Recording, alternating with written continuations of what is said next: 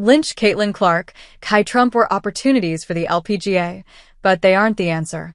There were no shocks in which storylines dominated coverage of the LPGA Tour in recent days, nor in the fact that none of those attention grabbers involved actual LPGA Tour players. On Wednesday, Caitlin Clark was the epicenter of the Annika, driven by Gainbridge at Pelican, to give the event its complete, clumsy corporate moniker, where she played alongside Nelly Korda in the Pro-Am. On Thursday and Friday, it was Kai Trump making her tournament debut as a special invitee. Meanwhile, a quality leaderboard took shape for the business end of things at the weekend, when the aforementioned will have left town. It was unsurprising that Trump struggled. She's ranked the 461st best junior in the U.S., has never played a USGA event, showed poor form in the few AJGA starts she's made in 2025, and was competing for the first time under considerable public scrutiny. Her opening round of 83 was 13 over par and worst in the field by 4 strokes, but nevertheless had some folks beclone themselves by hailing it a great accomplishment because she didn't shoot 93.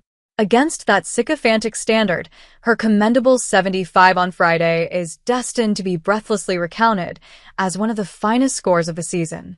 It was equally unsurprising that Trump's mere presence was the most hotly debated topic of the tournament. Annika Sorenstam on Kai Trump's LPGA exemption. Give this girl a chance. The argument that Trump justified a special invitation because of her sizable social media following and the attention she generates is not without merit.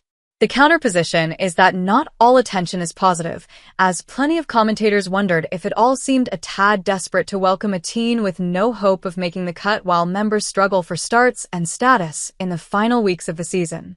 One can argue that the owners of tournament venues have no business handing out exemptions. That's where Trump got hers, but it's a thorny issue on every professional tour when you litigate the leeway given those who write checks or open doors.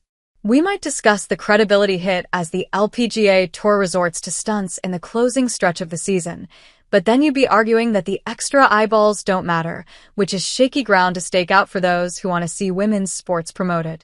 About the only thing beyond debate was the cringeworthiness of the 18-year-old's press conference, in which one fatuous questioner ended his risible inquiries with, "Love your grandpa."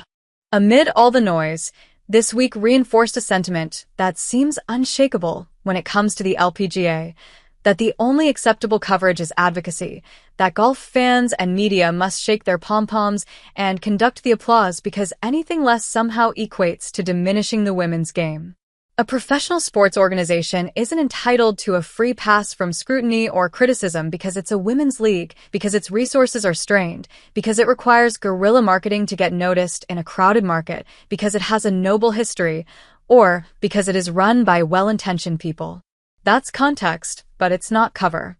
That attitude is evident in the reaction, or lack thereof, to the LPGA's recent announcement of a partnership with Gulf Saudi, a state agency. Thanks to the actions of other organizations, notably the Women's Tennis Association, which just staged its season finale in Riyadh, such deals barely register a ripple now.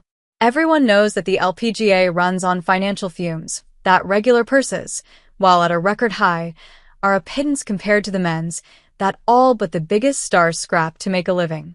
But it still ought to be worth noting when an organization built on elevating women goes into business with a government that, as a matter of policy and practice, does the exact opposite. The LPGA is demonstrating how effectively sports washing works. The guys got theirs, so why shouldn't the girls? And that's not solely on the C-suite, because no voices were raised in opposition from the locker room.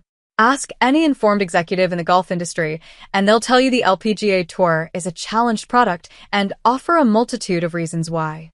A disjointed schedule resulting from years of chasing any available revenue hither and yon around the globe, staffing resources that are inadequate and stretched too thin, organizational competence that often falls short, a lack of vision at the top, too few players willing to sell the product with the passion of their predecessors, broadcast windows that don't fairly showcase events, a reliable chicken and egg argument that hinges on the belief that there's an enormous viewership waiting if TV times were improved.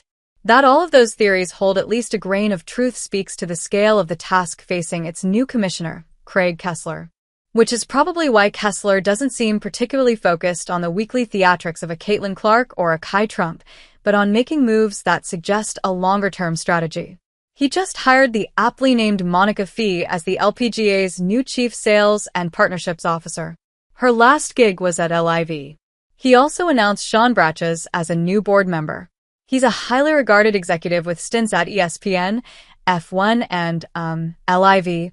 He departed when Greg Norman's tone-deaf bloviating became too embarrassing for any self-respecting professional to sit next to. If the Saudis decide to drop more loose change on women's golf, Kessler wants to be positioned to catch it, but it's also an acknowledgement that if the LPGA wants sounder commercial footing, it probably lies overseas. The tour's recent 5-week swing through Asia evidenced an on-the-ground engagement by fans that dwarfs most weeks in the U.S. The pursuit of that atmosphere explains why Kessler is also moving the season's first major, the Chevron Championship, 40 miles from the sparsely attended club at Carlton Woods to Memorial Park, a more accessible Houston Muni, where he can draft off a PGA Tour event staged there a few weeks prior. He should consider trying to move it another 7,000 or so miles to Asia, where fanatical support for women's golf represents a bedrock to build on. There's more value in contesting a major championship there than in the saturated American market or in some nondescript French alpine village. What we saw this week on the LPGA Tour was opportunism, which has its place. But Kessler knows it is not a strategy for growth.